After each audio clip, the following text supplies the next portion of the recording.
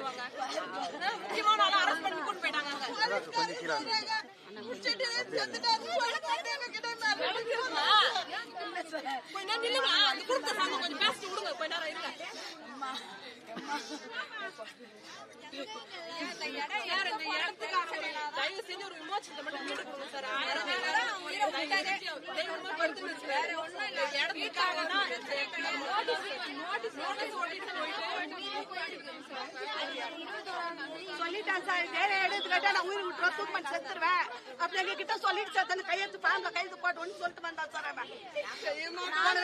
கையெழுத்து போட்டு வந்தா இந்த இடத்துல அண்ணா புக்கெட்ல சொல்லிட்டேன் நான் உயிரோட இருக்க மாட்டேன், என் பிள்ளைக்கு ரோட்ல நிக்கும், நான் யாருமே இருக்க மாட்டேன், வீட்டுல உலகத்தான் இருக்க மாட்டேன் சொல்லிட்டு அவங்க செத்துட்டாங்க. யாருக்குமே சார் வாடகை கொடுத்துருக்கிற அளவுக்கு யாருக்குமே போனாதான் சோறுன்ற நிலைமை இருக்கிறாங்க சார் எல்லாருமே. உடைப்பேன் 21ஆம் தேதி வரலன்னா 22ஆம் தேதி நீங்க பணம் எடுக்கிற மாதிரி சொன்ன டைம்ல இடிக்கலன்னா எங்க சார் போறது எல்லாரும் இடிக்கிறதுக்கு நாங்க காசு கொடுக்கணுமா சார்? அந்த நோட்டீஸ் பாருங்க.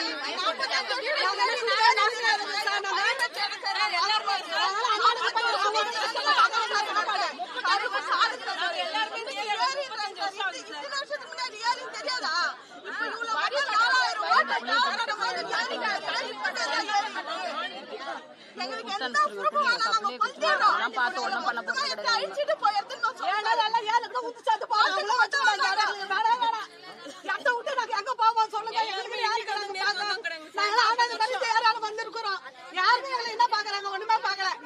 எங்க பாக்கதான் கை கூட்டு கவுன்சில் தான் பாக்குறாங்க. இது மாதிரி யாரும் வந்து வந்து பாக்கல.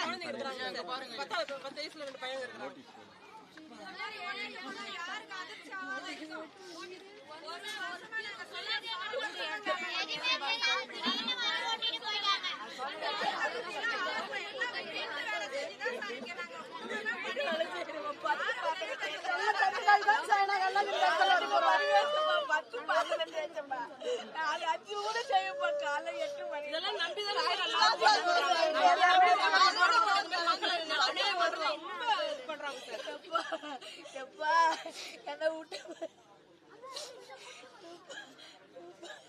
இந்த மாதிரி 4 ஆம்பளை இடத்துல 4 பொண்ணு சேர்த்துட்டா என்ன சார் பண்ணுவோம்? அந்த இடத்துல நாங்க சொல்லுங்க.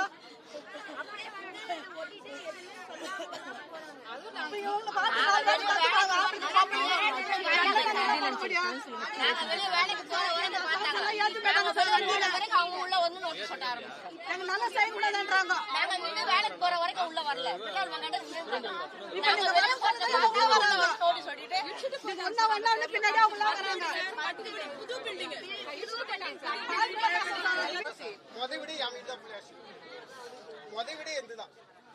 அதாவது எல்லாரும் அவ்வளவு கஷ்டப்படுறது கல்லு மண்ணை சமைக்குதுங்க, கழுவுதாங்க, கால் தள்ளுதுங்க.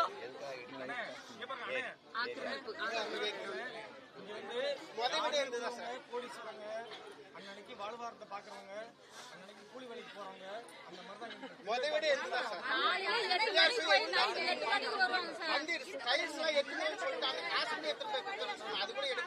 இன்னொரு மெயினான விஷயம் தண்ணி இருக்குன்றாங்க. ஆனா இது வரைக்கும் மழை வந்து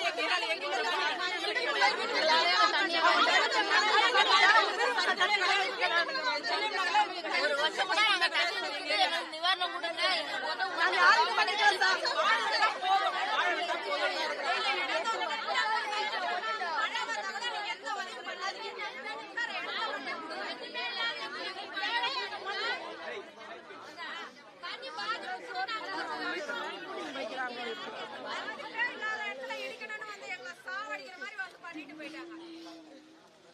சொல்லாம ஓடிட்டு 4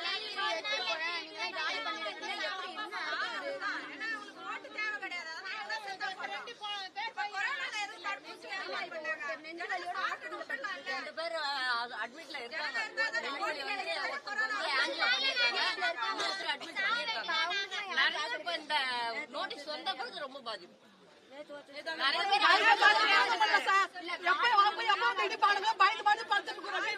குழந்தைகளை வச்சுக்கிட்டு ஒரு கைது சொல்ல மாட்டாங்க, எதுவும் செய்ய மாட்டோம், கல்பனை சொல்ல மாட்டாங்க யாருமே. அதுல கஷ்டப்பட்டு வந்து ஒரு வருஷம் தைரியமா இருக்கு, யாரும் இடிக்க முடியாது, இடிக்க மாட்டாங்க, நிம்மதியா இருக்கு. எங்களுக்கு ஒரு நல்ல எதிர்காலத்தை அமைச்சு கொடுங்க சார். சார் உங்களுக்கு எதுக்காக சார் நாங்க ஓட்டு போறோம் சார், நீங்க கவலைப்படாதீங்க சார். எங்களுக்கு கை சரி பண்ணி எங்களுக்கு வெயிட் பண்ணுங்க. நன்றி ஐயா, வந்ததுக்கு ஐயா. கஷ்டமா சார், பசங்க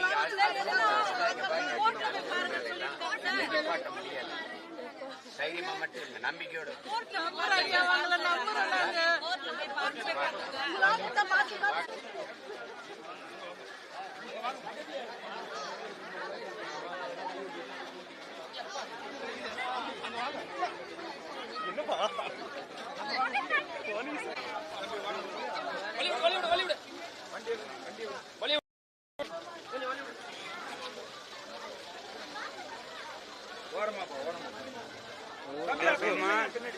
ஓடல யார் வர வேணா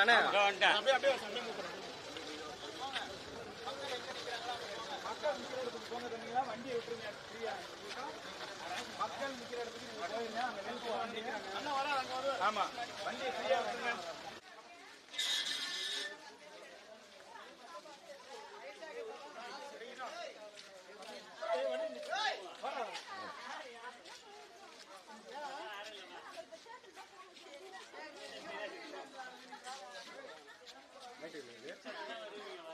இது கட்சி பக்கம் நாம் தமிழர் கட்சி.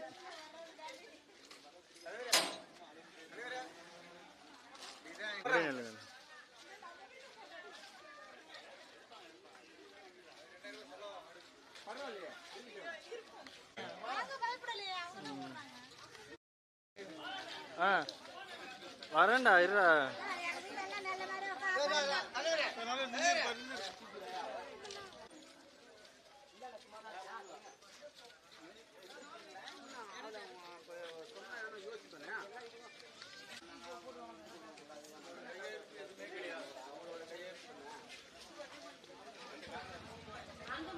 அந்த பெருநருன்னு போடு கீழே கீழே, அது அவங்க கையெழுத்தே கிடையாது, அவங்களாம் போட்டுக்கிட்டாங்க.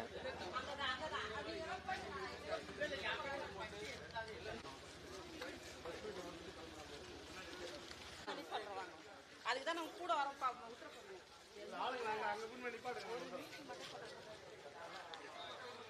அதெல்லாம் இப்போ இச்சு தலைவா, அதெல்லாம் எடுத்து தலைவா, அதெல்லாம் கலைஞ தலைவா. விலங்கு விலங்கு ஊடால வராதப்பா.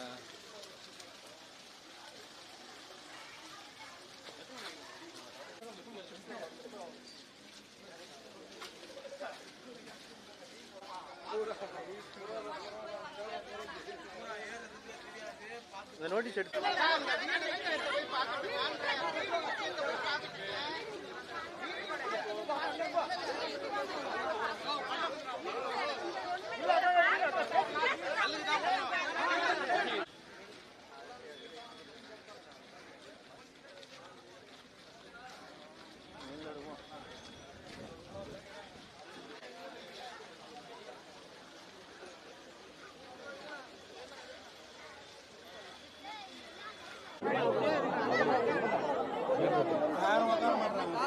கொஞ்சம் இடம்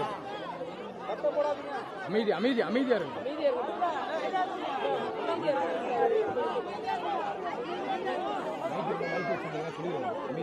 சொல்லுங்க, மைக் யார்ட்டு இருக்கு, ஒளி வாங்கி யார்ட்டு இருக்கு இருந்தா சொல்லுங்க. ஒளி வாங்கி ஏற்றுறது உங்கள்கிட்ட இருக்கா? கேட்கல.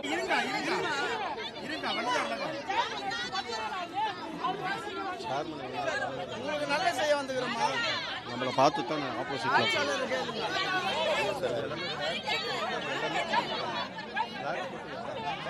இந்த இடத்துல அவங்களோட 2 கிரவுண்டுக்கு மட்டும் பட்டா முன்னாடி கவுன்சிலர் உடம்பு போட்டு வச்சிருக்காரு. அவங்க அப்பா அவங்களுக்கு இருக்கிற இடத்துக்கு மட்டும் பட்டா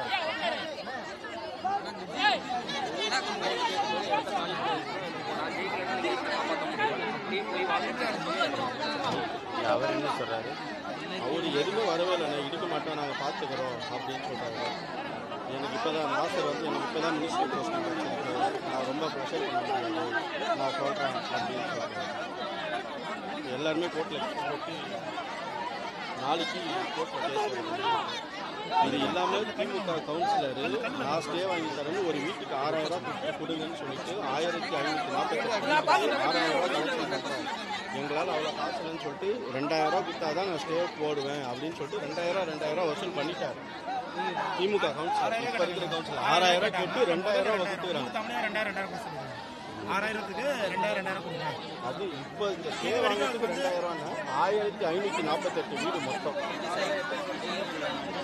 இது இப்போதாங்க காலையில் இல்லை, அண்ணன் வரேன்னு சொன்னவொடனே இப்போ ஒரு 5 பஸ்ஸில் வந்து கூப்பிட்டு அவ்வளோ நேரம் அமைதியாக இருந்து நீங்கள் வரேன்னு தெரிஞ்சு ஒரு 5 நிமிஷம் முன்னாடி இதெல்லாம் ஒரு அரை மணி நேரத்தில் நடந்தது.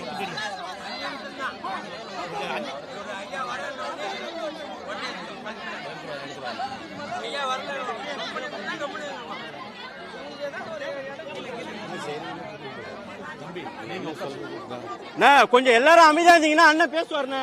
அண்ணா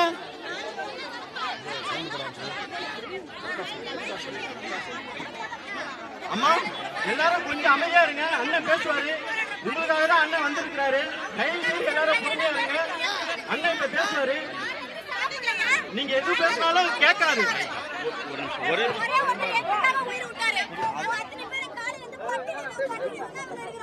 அண்ணன் பேசுவாருக்கா, அண்ணன் பேசுவாருக்கா.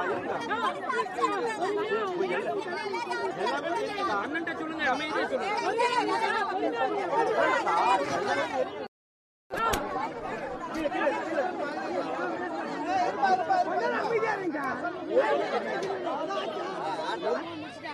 எங்களுக்கான எந்த ஒரு தீர்மானமும் எங்களுக்கு கிடைக்கல. நாங்கள் என்ன நிரந்தரமா நாங்கள் இங்கே தான் இருப்போம், இங்கே தான், அது மட்டும் தான் எங்களுக்கு தேவை. நாங்கள் கேட்குறோம், மக்கள் எங்களுக்கு பட்டா கிட்ட எங்களுக்கு வேண்டாம். இத்தனை வருஷமா நாங்கள் போராடி, இத்தனை வருஷமா கஷ்டப்பட்டு 30% பொம்பளைங்கெல்லாம் வீட்டு வேலைக்கு தான் போறாங்க. பொம்பளைங்க ஏசிஎஸ் ஹாஸ்பிட்டல் கப்பூஸ் போறாங்க. மீதி 30 பேர் பெரிய அதிகாரி டாக்டர் வீட்டில், வக்கீல் வீட்டில் சாமான் கழுவ போறோம், சமையல் வேலைக்கு போறோம். இந்த வயசு குழந்தைங்கலேருந்து இவ்வளோ வயசு ஆளாக்கிட்டோம். குழந்தைங்க காலேஜ் போய் கடன் வாங்கியிருக்கோம். 4 பக்கம் பிரச்சனை இருக்கு, எங்க எல்லாருமே பிரச்சனை தான் இருக்கு.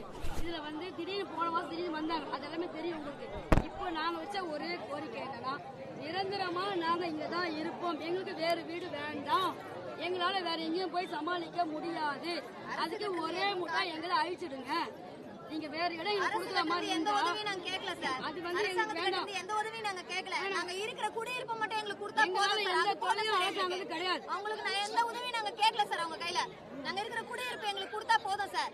காலையில இருந்து நாங்க மினிஸ்டர் வருவாருன்னு கேட்டோம், வரல. கலெக்டர் வருவாருன்னு கேட்டோம், வரல. அமைதி அமைதி. எங்களுக்காக ஒரு மீட்டிங் போடுங்க. 21ஆம் தேதி ஜட்ஜி பேசுறாரு. ஆனா அவர் என்ன பேசுறாருன்னு எங்களுக்கு அது தெரியல. அதனாலதான் என்ன பதில் சொல்ல போறாருன்னு தெரியல. அது 21ஆம் தேதி போயிடாங்க. 21 நாள் அந்த ரிசல்ட்டுக்காகவே நெஞ்சு வலி வந்து இன்னும் 2 நாளுக்கு போறாரு. பயமா இருக்கு. அதை பார்த்து சார் எங்களோட வாழ்வாதாரம் 1 மாசம் தடுக்கலாம். பொறுமையா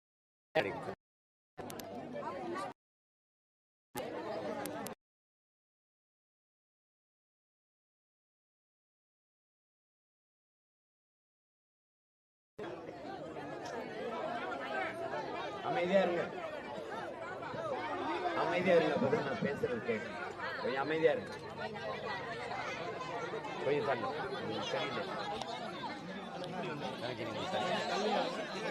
சரிங்களா? என்னைய பாக்குறது இல்ல, நான் பேசுறது கேட்டா போதும்.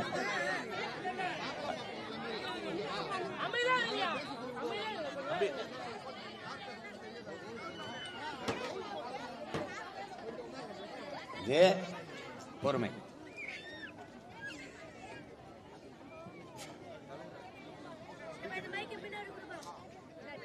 இதுபோல பல இடங்களில் நம் மக்களை இந்த மாதிரி ஆக்கிரமிப்பு என்ற பெயரிலே வாழ்விடங்களை விட்டு வீடுகளை இடித்து சொந்த நாட்டுக்குள்ளே நம்மளை அகதிகளாக தொடர்ச்சியாக அவங்க அலைய விட்டுக்கிட்டு இருக்காங்க. நீங்கள் இன்னைக்கு தான் இந்த போராட்டத்துக்கு வந்திருக்கீங்க. நான் இது மாதிரி பல வீடுகள் இடிக்கிற போராட்டத்தில் பங்கேற்ற ஒருத்தன். அதனால தைரியமா இருங்க. நீங்க அழுது கதறி இந்த வீடு இடிப்பை தடுக்க முடியாது. உங்களுக்கு யாருமே இல்லைன்னு நீங்க நினைக்காதீங்க. நான் இருக்கேன். எனக்கு பின்னாடி பல லட்சக்கணக்கான மக்கள் உங்க பின்னாடி நிற்போம். நம்மளை மீறி தான் இந்த வீடை இடிக்கணும். இவர்கள் ஒரு ஒரு ஒரு முறையை வச்சுக்கிறாங்க. எப்படின்னா, யார் வழக்கு போட்டான்னு தெரியாது. யாரோ போய் இது ஏரி ஆக்கிரமிப்பு அப்படின்னு ஒரு வழக்கை போட்டு நம்ம பல முறை கேட்கிறோம், இது ஏரி ஆக்கிரமிப்பு. சரி, ஆக்கிரமிக்கும் போது என்ன பண்ணி கொண்டிருந்தீர்கள்? ஆக்கிரமிக்கும் போது எங்கே போனீர்கள்? முதலாய் ஆக்கிரமிச்சு ஒரு கல்லை எடுத்து வச்சு வீடை கட்ட தொடங்கும் போது இது ஏரி, இங்க வீடு கட்டக்கூடாதுன்னு நீங்க தடுத்திருந்தா என் மக்கள் வேற இடத்துக்கு போயிருப்பாங்க. அப்ப இங்க கட்ட அனுமதிச்சு இந்த கட்சி மாமன்ற உறுப்பினர்கள், இந்த கட்சி சட்டமன்ற உறுப்பினர்கள், இந்த கட்சி மாவட்ட செயலாளர்கள், இங்க இருக்கிற அதிகாரிகளுக்கு தெரியாமல் எமது மக்கள் இங்கே குடியேறினார்களா? ஆக்கிரமிப்பு என்றால் இந்த மின் இணைப்பு கொடுத்தது யார்? இந்த சாலையை போட்டது யார்? குடும்ப அட்டை கொடுத்தது யார்? வீட்டு வரி வாங்கியது யார்? வாக்காளர் உரிமையை, வாக்காளர் அடையாள அட்டை கொடுத்தது யார்? வரி வாங்கியது யார்? இவ்வளவும் 40 ஆண்டுகளா வாங்கிய ஒரு அரசு திடீர்னு ஒருத்தர் இவங்க என்ன பண்ணாங்கன்னா, அரசுனா நம்ம அரசு எதிர்த்து போராடுவோம். ஆனால் நீதிமன்றத்தில் போய் வழக்கை போட்டு நீதிமன்ற உத்தரவு, சட்டம் சொல்லிருச்சு, நீதிமன்றம் சொல்லிருச்சு, கோர்ட்டு சொல்லிருச்சு என்கிற இந்த முறையில தான் பல வீடுகளை இடித்து வெளியேற்றிருக்கிறாங்க. இப்படி பல வீடுகள் இடிப்பு போராட்டத்திலே நின்று போராடி தடுத்தவன் என்கிற முறையில சொல்றேன். இந்த தடவை இந்த வீடை இடிக்க விட மாட்டோம், இடிக்க போறது இல்ல. நீங்க தைரியமா இருக்கு. அது தீர்ப்பு எப்படியும் வரலாம். தீர்ப்பு இருங்க, ஒரே நிமிஷம். நீங்க பேசி வீடு இடிக்கிற தடுக்க முடியுமா? ஒரு நிமிஷம் முடியாதுல. அப்ப பேசாம இருங்க. நீங்க சொல்றத கேக்குறத நான், நீங்க என்கிட்ட சொல்ல என்ன புண்ணியம்?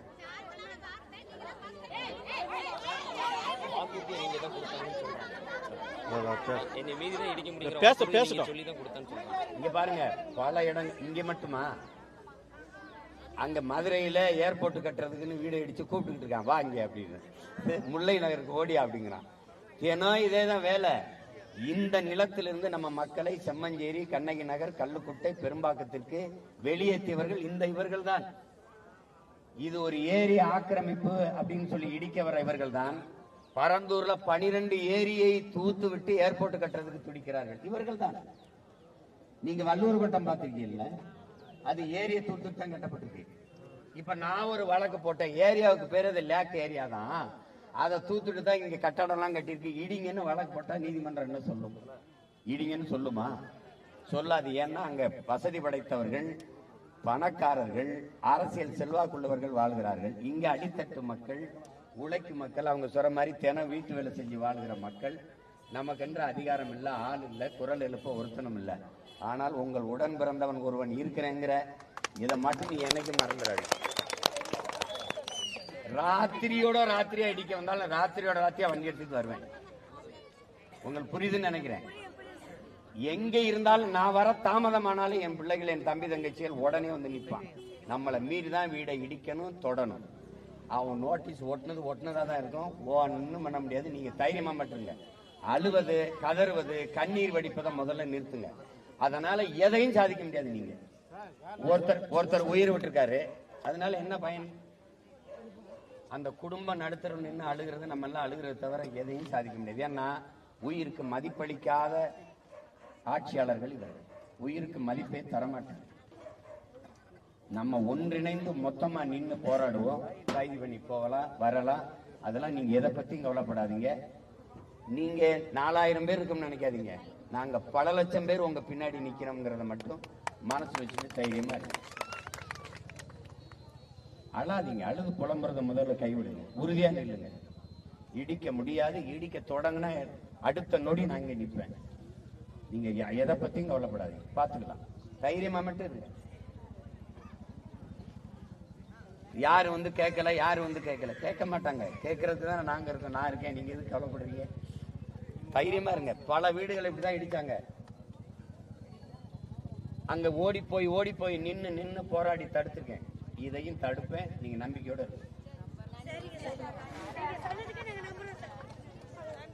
நம்புங்க. வேற நீ என்ன கேட்ட? வா, வேற எதை நீங்க பத்திரிகையாளர் கேள்வி ஏதாச்சும் அனாதீங்க. பத்திரிகையாளர் நவீன் கேள்வி ஏதாச்சும் இருக்கா? மக்கள் வச்ச கோரிக்கை என்னன்னா அமைச்சர்கள் வரணும், மாவட்ட ஆட்சியர் வரணும்னு சொல்லியிருந்தாங்க சார். ஆனா தற்போது இந்த போராட்டம் முடிகிற வரையும் வந்து யாருமே வரல.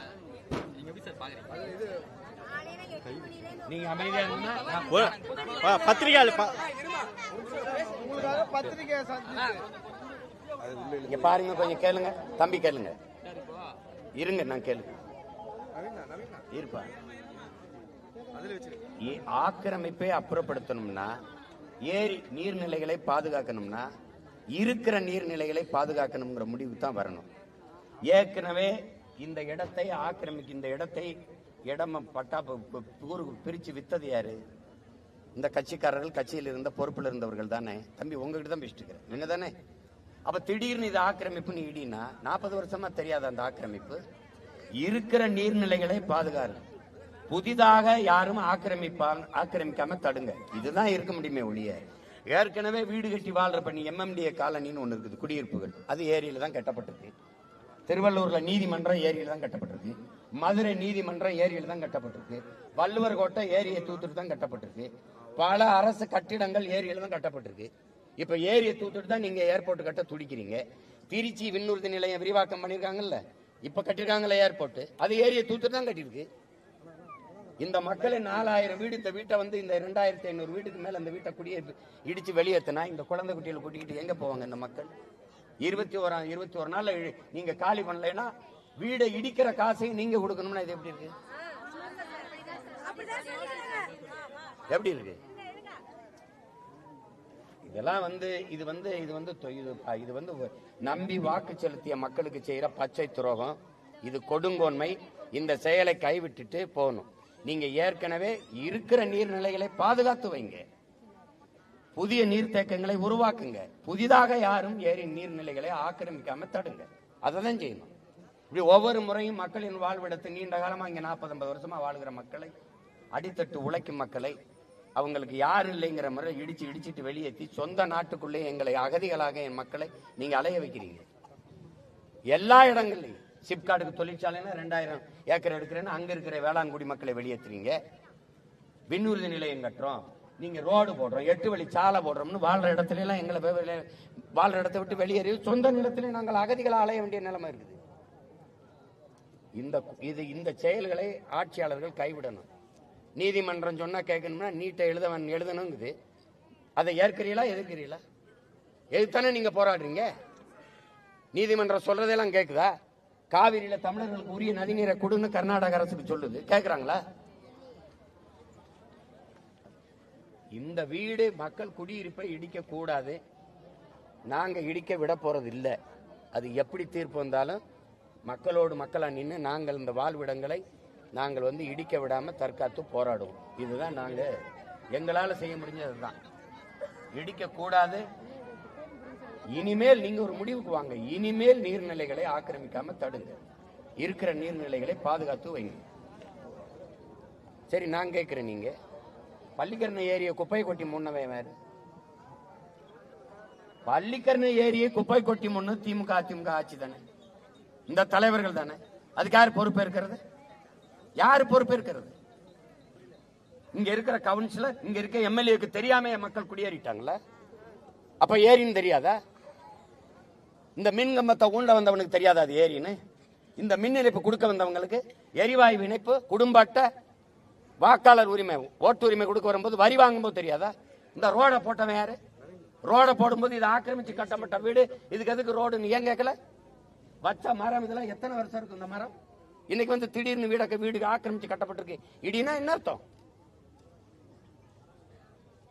சரி, இடிச்சு எடுத்துட்ட ஏரியாக்க போறியாத என்ன வாக்க போற? சொந்த நாட்டுக்குள்ள என் மக்களை நீங்க அகதியாக்கி வேலையை விடுறீங்க. ஒரு நாள் இதே மாதிரி ஆட்சியாளர்கள் நீங்க அகதிகளா சுத்துற காலம் வரும். இந்த மாதிரி வேலைகளை நீங்க பண்ணக்கூடாது. முதல்ல புரிஞ்சுக்கீங்க. எவ்வளவு பெரிய அதிகாரம் ஆட்சியின் கீழே விழுந்திருக்கு. அல்லல் பட்டு ஆற்றாது அழுத கண்ணீர் என்றோ செல்வத்தை தேய்க்கும் படைங்கிறான். என் மக்கள் சிந்திய கண்ணீர் எவ்வளவு பெரிய அதிகாரத்தையும் வீழ்த்தும். உலகத்திலே மிக கூர்மையான ஆயுதம் ஏழை மக்களின் கண்ணீருங்கிறான். அதை கவனத்தில் வச்சுக்கிட்டு செய்யணும். சும்மா தேவையில்லாம இதை இடிக்கிறது. எத்தனை இடத்துல நீங்க இடிச்சீங்க? ஆதி குடிகள் வாழ்ந்த கூவாத்து கரையில இருந்த எல்லா வீடுகளும் இடிச்சு செம்மஞ்சேரி கண்ணகினர் கல்லுக்கோட்டைக்கு வெட்டி விட்ட எத்தனை வீடு? ஒரே கேள்விதான், ஆக்கிரமிப்பு. ஆக்கிரமிக்கும் போதே என்ன பண்ணிட்டு இருந்தீங்க? அன்னைக்கு இந்த ரெண்டு கட்சியும் தான் ஆண்டுகிட்டு இருந்துச்சு. ஒன்னு திமுக இருந்துச்சு, இல்ல அதிமுக இருந்துச்சு. உங்களுக்கு தெரியாம என் மக்களை ஆக்கிரமிச்சிட்டாங்களா? முதல்ல இந்த செயலை கைவிடணும். ஆயிரக்கணக்கான காவல்துறையை நிறுத்தி மக்களை எல்லாம் அடிச்சு வண்டியில ஏத்தி கைது பண்ணி ஆத்து மணல் அள்ளி தின்ன மலையை நொறுக்கி வித்தவெல்லாம் கல்குவாரி ஓனர்னு தெரியலாம். கொடுமை. தைரியமா இருங்க, அழாதீங்க. நீங்க அழுது கத்துறதுனால அவன் இடிக்காம இருக்க போறது இல்ல. ஒற்றுமையை மட்டும் இருங்க, பாத்துக்கலாம். வேற என்ன? பகுதி மக்களை வெளியேற்றணும் எங்களுக்கு எண்ணம் கிடையாது, அரசோட எண்ணம் கிடையாது. ஆனா நீதிமன்றம் சூமோட்டோவா இந்த வழக்கு எடுத்திருக்கு, இந்த இது எடுத்திருக்கு. நாங்க அரசுக்கு நீதிமன்றம் சொல்லுங்க, நீதிமன்றம் எல்லாத்தையும் தாங்க சொல்லுது. நீதிமன்றம் சொல்லுது. இப்ப நான் குடிக்கிறது மதுக்கடையை மூடணும் ஒரு வழக்கு போட்டோம். மதுக்கடையை மூடணும் வழக்கு போட்டோம். அரசின் கொள்கை முடிவுல தலையிட முடியாதுன்னு சொல்லுது நீதிமன்றம். நீட்டு வேணாம்னு அரசு வழக்கு போடுது. அது அரசின் கொள்கை முடிவு. நீட்டு எழுதுன்னு நீதிமன்றம் சொல்லுது. குடிக்கிறதுல தலையிட முடியாதுன்னு சொல்லுது. மக்கள் மாணவர்கள் படிக்கிறதுல தலையிடுது. ரெண்டையும் ஒரே நீதிமன்றம் தான் சொல்லுது. இப்ப நான் இதை கேட்கறதா எதிர்க்கிறதா? சொல்லுங்க, கேட்கறதா எதிர்க்கிறதா? ஏற்கிறதா எதிர்க்கிறதா? அரசின் கொள்கை முடிவுல தலையிட முடியாது, டாஸ்மார்க்க மூட முடியாது, மூட சொல்ல முடியாதுன்னு சொல்லுது. அந்த தீர்ப்பை நான் ஏற்கவா எதிர்க்கவா? நீ நீதிமன்றத்தின் வாயிலாக சொல்ல வைக்கிற. மனச்சான்றுன்னு ஒண்ணு இருக்கு தம்பி. உலகத்துல எந்த நீதியும் இருக்கு. ஆனா மனம் சொல்லுகிற மனச்சான்றுன்னு ஒரு நீதி இருக்குல்ல. அப்புறம் இடிக்க கூடாது தம்பி. இருக்கிற நீர்நிலைகளை தூர்வாரி பராமரிங்க தம்பி. புதிதாக யாரும் நீர்நிலைகளை, ஏரி குளங்களை ஆக்கிரமிக்காம பாதுகாங்க. அதான் செய்யணும். 40 வருஷம் கழிச்சு, 60 வருஷம் கழிச்சு சில இடங்கள்லாம் 100 ஆண்டுகள் வாழ்ந்த இடங்களை வந்து நீங்க ஆக்கிரமிப்புன்னு எடுக்கிறீங்க. கரூர்ல 100 ஆண்டா வாழ்ந்ததுல கோயில் இடம்ங்கிறீங்க. கோயிலுக்கு எதுக்கு 60,000 ஏக்கர் 70,000 ஏக்கர் லட்சம் ஏக்கர் சாமி கடிச்சாங்க? கடவுள் கடிச்ச கடவுள்கிட்ட போய் எனக்கு வாழ ஒரு இடம் கொடுன்னு கேட்கிறான். ஆண்டவனே கொடுத்தாலும் இந்த ஆள்றவன் கொடுக்க மாட்டான் போலுங்க. என்ன பிரச்சனை உனக்கு? கோயில் இடம், கோயில் இடம். கோயிலுக்கு எதுக்குங்க இடம்? கோயிலுக்கு எதுக்கு இடம்? மக்கள் குடியிருக்கிறதுக்கு இல்லாத இடம் கோயிலுக்கு எதுக்கு? கரூர்ல அதே பிரச்சனை இன்னும் போராடிட்டு இருக்கான். வரியெல்லாம் மேல் மாவல 1.5 வருஷமா போராடிட்டு இருக்கான். வரியெல்லாம் கூட விளை நிலத்தை 2000 ஏக்கர் சிப்காட் தொழிற்சாலைக்கு எடுக்கிறான். நான் விளை நிலத்தை கொடுத்துடணும், குடியிருக்கிற வீட்டை கொடுத்துடணும். சரி, இந்த வீடை இடிச்சிரு என்ன வாக்கு வாங்கி சொல்லு. இது ஏரியாக்கு போறியா?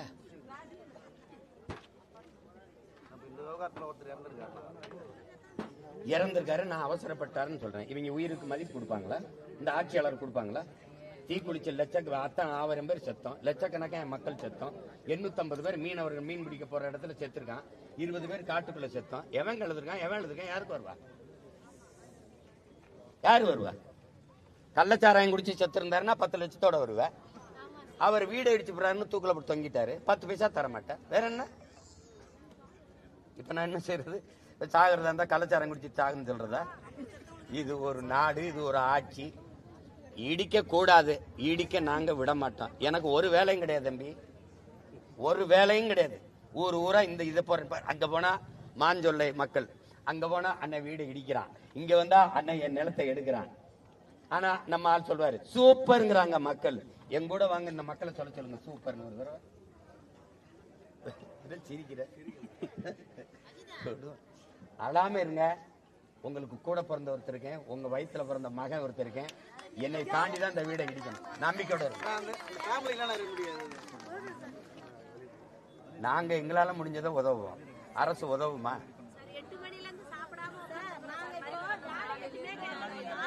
நீங்க மறியல் பண்ணி என்ன நிம்மதியா வீட்டுக்கு போங்க. உங்களுக்கு ஒண்ணுன்னா என் தம்பி இங்கதான் இருக்கிறாங்க, உடனே என்ன கூப்பிடுவாங்க. அடுத்த நொடி இங்க வருவேன். அதிகபட்சமா நான் வர 1.5 மணி நேரம் ஆகும். போங்க, வீட்டுல போயிருங்க. அப்படி வந்தா என்னை கூப்பிடுங்க, நான் வரேன். நான் தனியா வருவேன்னு நினைக்காதீங்க, பல்லாயிரக்கணக்கான பேரோட வருவேன். நம்பிக்கையோட தைரியமா இருங்க.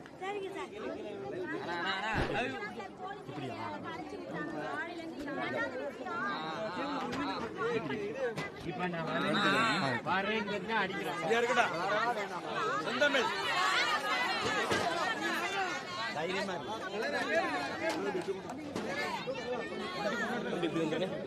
தள்ளி தள்ளுப்பா தள்ளுப்பா தள்ளுப்பா தம்பி.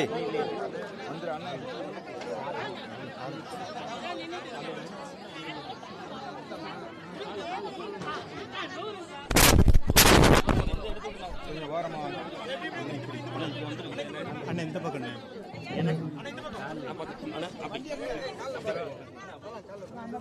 தைரியமா இருங்க.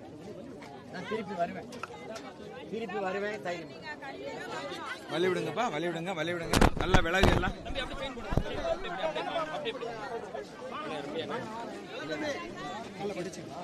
ஆமா ஆமா போங்களா வழி விடுப்பா, வழி விடு. டேய் டேய் டேய் பின்னாடி வா. தம்பி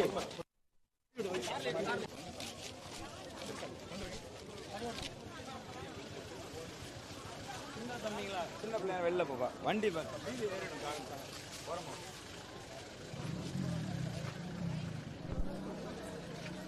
செந்தமிழ்